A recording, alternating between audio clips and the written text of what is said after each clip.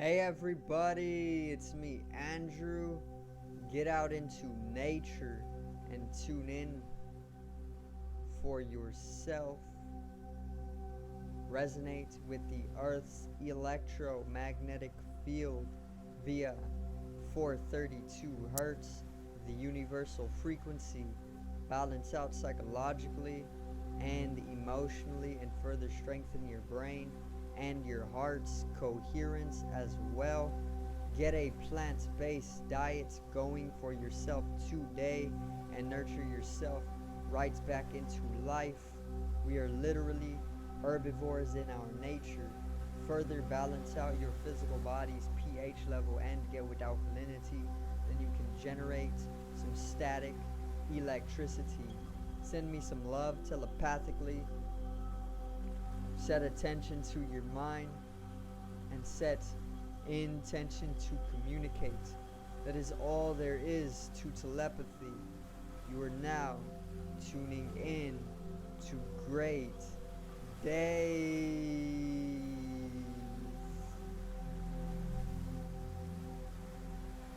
So, I'm going to pretty much continue on the future of the internet and what Web 3.0 is and what we're going to be able to see when Web 3.0 pretty much further progresses.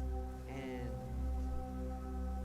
I'm also going to get into various different brain region communication with the iteration of nanotechnologies, or not nanotechnologies in specific, but more neural technologies,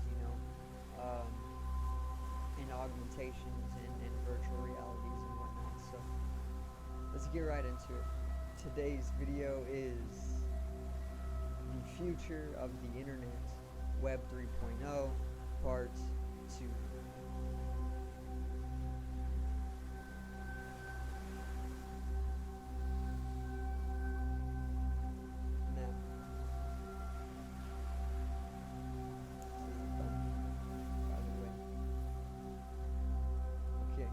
So, let's get right into it, alright? If you haven't seen the first one, check it out, because I pretty much introduced what Web 3.0 is in the first place. I'm going to give a brief summarization. So there's 3 different phases of the web. There is Web 1.0, which was when the web was first introduced. The internet was first introduced early 1990s to 2000. Then there was an entire internetwork revolution, technological revolution. This pretty much brought the web from its first phase into the second phase, Web 2.0, which came with things like social media. It came with extensions of Google's capabilities. It came with online business, marketing, things like this. Where it's at now is where it's at now. It's in 2.0 right now. 2022.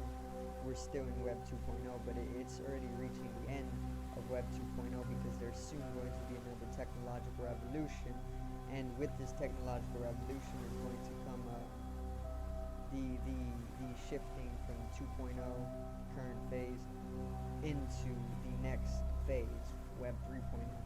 Okay, so what Web 3.0 is all about? It's all about decentralization. It's all about trustlessness. It's all about permissionlessness. It's all about machine learning. It's all about artificial intelligence. Okay, this is what they're giving us right now. It goes way deeper, but the media is only going to tell you what it's superficially about right now. But decentralization is a big aspect to Web 3.0, and cryptocurrency is a major. It's going to be the finances of Web 3.0. This is why they're actually introducing it already, because they're setting the ground. They're setting it into place very slowly.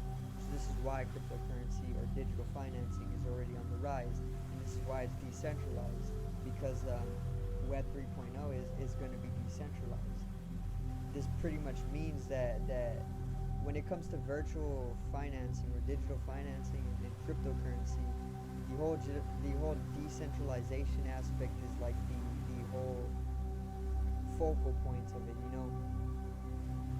The fact that you don't have to go through a bank to handle your finances. You know, it's not centralized through a bank system, but it's decentralized, and there's more blockchains and ledgers and whatnot, things like this. Okay, so in the same way, Web 3.0, it's not going to be centralized by one governing body, you know, like it is now. It's going to be more put into other infrastructures like blockchains and ledgers and whatnot. And it's more going to be in your power to pretty much use, you know. So Web 3.0, that's where it's going to go. That's what's going to be introduced when it first comes out, you know. And this is why they're actually setting the stone already for it with cryptocurrency. Cryptocurrency is going to be the future of finances. There's not going to be a need for paper money anymore. It's going obsolete, just like the first phones are obsolete to what we have nowadays. Digital currency is going to do the exact same thing to paper currency. You know, Dubai actually already has this integration in place. It already has its own cryptocurrency, and it's already building hubs for digital finance. You know, so it's one of those cities or one of those places that is already making the change. You know, from where it's at with finances to digital financing. You know, but Web 3.0, what I wanted to talk about today, I wanted to go more in depth with micro technologies, okay, or nanotechnologies, things like Neuralink, okay, which is Elon Musk's brain chip, okay, his brain chip that he has not released yet, but he most definitely invented it already and has it in supply. So whenever it's time to pretty much turn people, this camera is so buggy. When it's time though, this is whenever he will pretty much start selling these Neuralink chips, okay? But yeah, I wanted to get more into the side of it, more into the side of augmentation and Neuralink and brain technologies, neurotechnologies, and more into this side of Web 3.0. This is like more in the progression of Web 3.0. This is not where it's going to be when we first are introduced to Web 3.0, but over the years, I'd say within a decade after its introduction, there will most definitely be these neural technologies being used all throughout society. You know, so I guess we can start with like the Neuralink itself. We can start with neural technologies. So what the Neuralink is supposed to do, it's supposed to allow you to actually access the internet with your mind, you know, pretty much. So you can do this with Oculus Rift in a way, you know, or virtual reality headsets, which is where it's at right now. Okay, the virtual reality headsets are just going to get better, they're going to get smaller, and they're going to get more capable of allowing you to travel the internet. Okay, but they're going to also introduce various types of augmentation glasses, you know, like Google glasses. You can actually travel the internet by projecting the internet outward onto a wall or maybe into the space, you know. And it's just going to get better, you know. These technologies are just going to get better, and they're going to work hand in hand with Web 3.0. This is where it's going, the future of the internet. But with the augmentation, when it comes to the glasses and the headsets and the full dive virtual reality headsets and all these different things, it's having a hardware. You know, you have to put on some type of hardware to be able to travel or project out the software. And what Neuralink is going to do, or all of these neural technologies are going to invite, after all of that starts to boom, it's going to invite not needing the hardware in itself to access the software. So the Neuralink, it's pretty much a neural chip. It's a chip that they implant in your brain on a specific brain region, and it completely changes the function of that specific brain region. So whatever that brain region initially did in its organic nature is going to be completely changed by the Neuralink or the neural chip, and then that is going to allow you to travel the internet with your mind. You're going to be able to use the software, with your mind. No headset, no glasses, no hardware other than the microchip, but it's implanted in your brain, so it doesn't really you don't have to ever put it on, and that's where it starts to really go deeper into the Web 3.0, because they can obviously it comes with a lot of control. It says it's all about more freedom, but that's just what they're telling you, because people are gullible, and and they just want to have more of control over people, but you can already do this. You can already travel the internet with your mind. This is an ability that comes with coming more into the metaphysical dimensions, or the higher chakras. If you go into meditation very deeply and you just focus on traveling the internet, you'll literally pull it up in your sixth sense, in your mental sense, and you'll be able to travel the internet if you're strong enough mentally, but they want to make it more integrated. Basically, they want to give people who aren't into spirituality or into meditation a chance to be able to do this as well. So this is why they're introducing these neural technologies. Okay, and I wanted to say also that the Neuralink, the whole thing about it is that it's going to change the way your brain waves are already patterned. So in your organic nature, without the Neuralink, your brain waves are going to be in a specific patternization, specific algorithm, and what the Neuralink is going to do, it's going to significantly change that to a very, very inorganic nature, because it's inviting a sense of artificiality. It's going to turn these natural organic brain waves that are already being affected by artificiality, because we're so dependent on technology nowadays anyways, that these technologies are emitting these EMFs, these electromagnetic frequencies, and these are already changing our brain waves, and it's programming us in that way. But when they directly implant a piece of technology that emits these same EMFs, it's going to significantly change those brain waves, those organic brain waves, even more so. And then the regions of your brain, as they communicate prior to getting a neural technological implant, is significantly going to change as well, just like the brain waves, because it is the brain waves, the way the regions of the brain are communicating with each other, it's going to change that.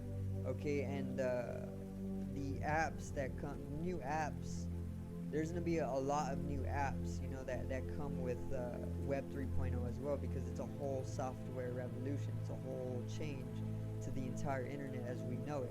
This is why Facebook had to change its name to Meta, because it's going to be one of the social media platforms that is it's going to make its way into Web 3.0 without a problem, and this is why they changed the name to Meta and changed the symbol as well, to virtual reality glasses, or an infinity sign even.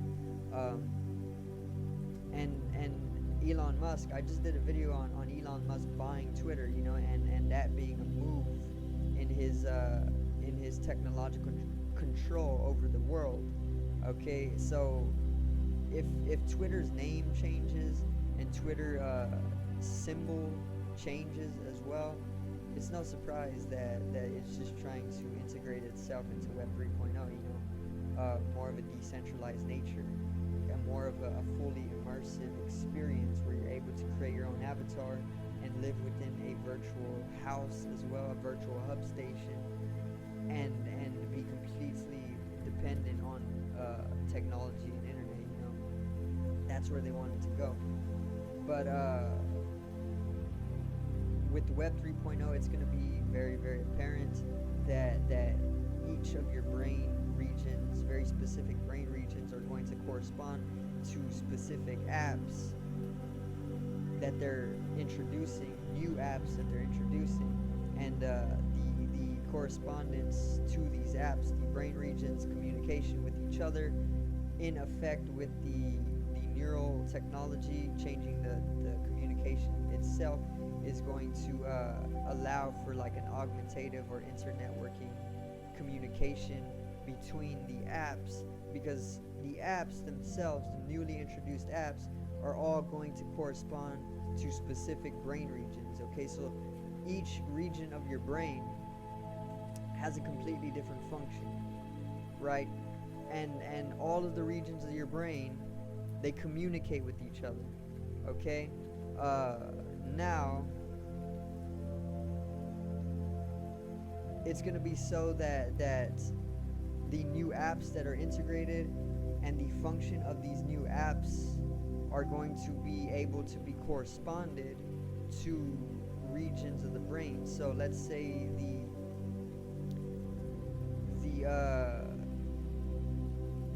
occipital lobe is for a specific purpose, right?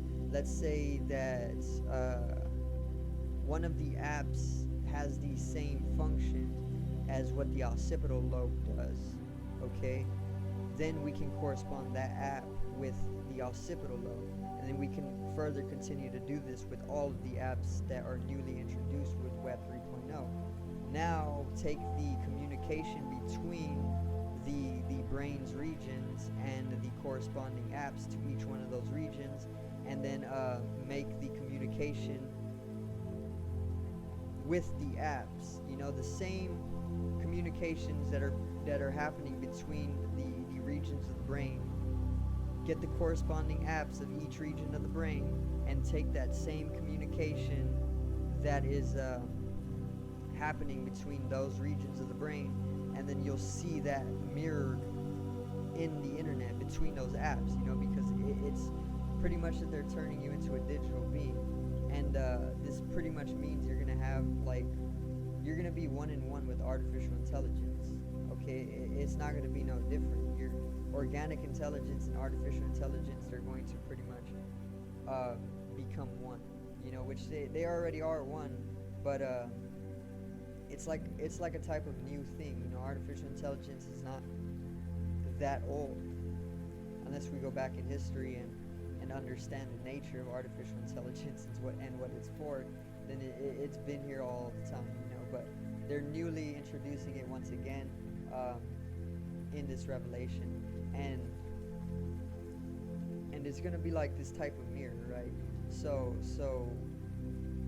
what I'm trying to get at, I'm trying to really dive or dig into the whole augmentation side of it, where you're going to be able to travel the internet with your mind. You'll be able to open up a browser just by thinking about it, and all of the various different communications between the apps. You're going to have one single avatar throughout the whole app system. The whole application system. You're going to have one single profile, and this is the profile that you're going to further be able to live virtually as in the internet, which you'll be able to travel from app to app as this avatar and take on various different missions or paths, or even objectives within each different app. There's social media apps.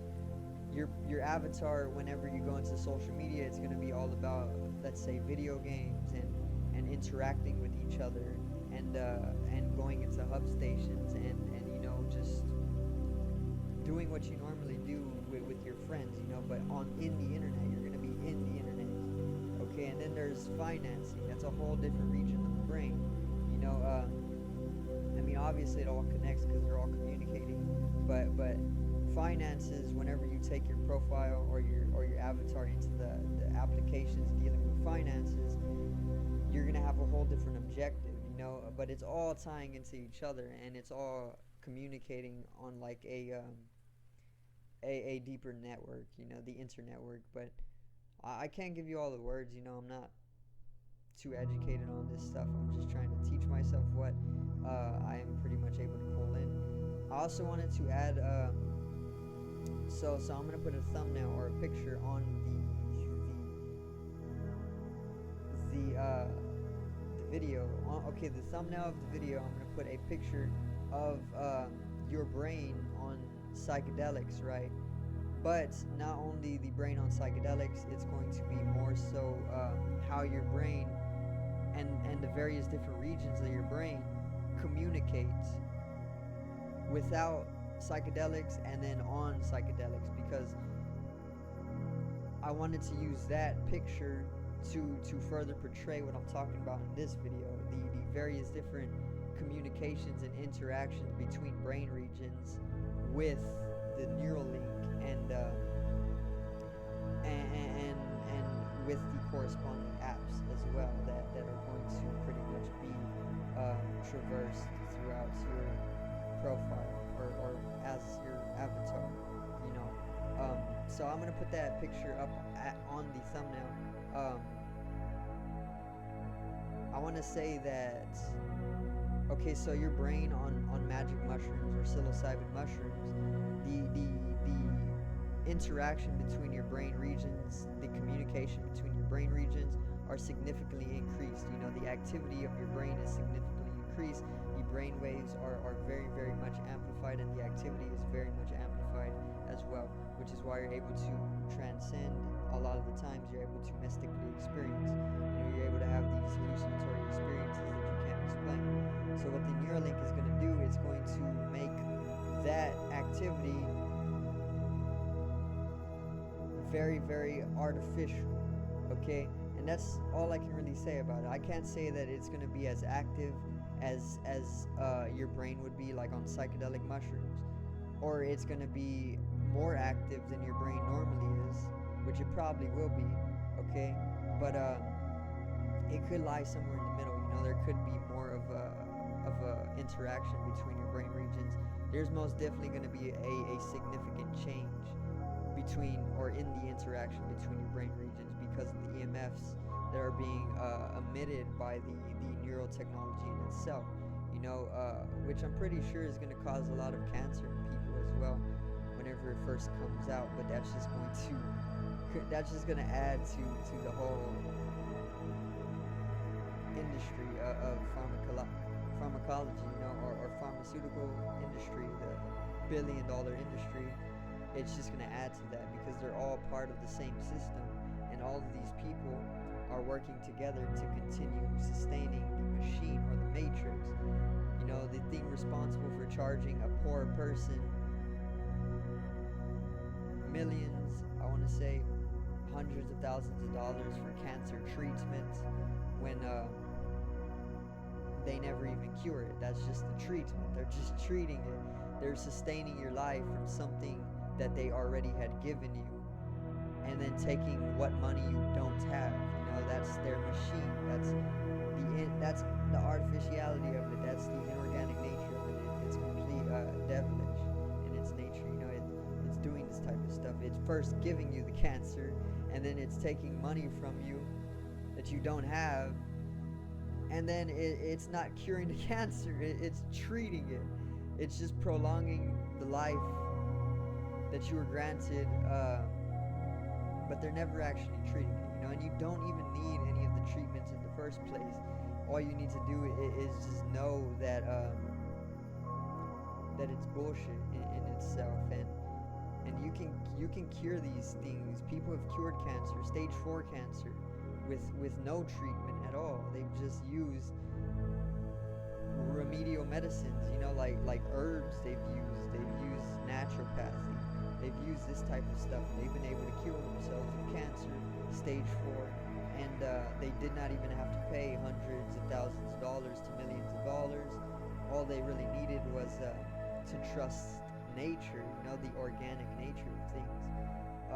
Because everything can be reversed, everything can be cured, nothing is impossible. The word impossible breaks down to I'm possible, I am possible, everything is possible.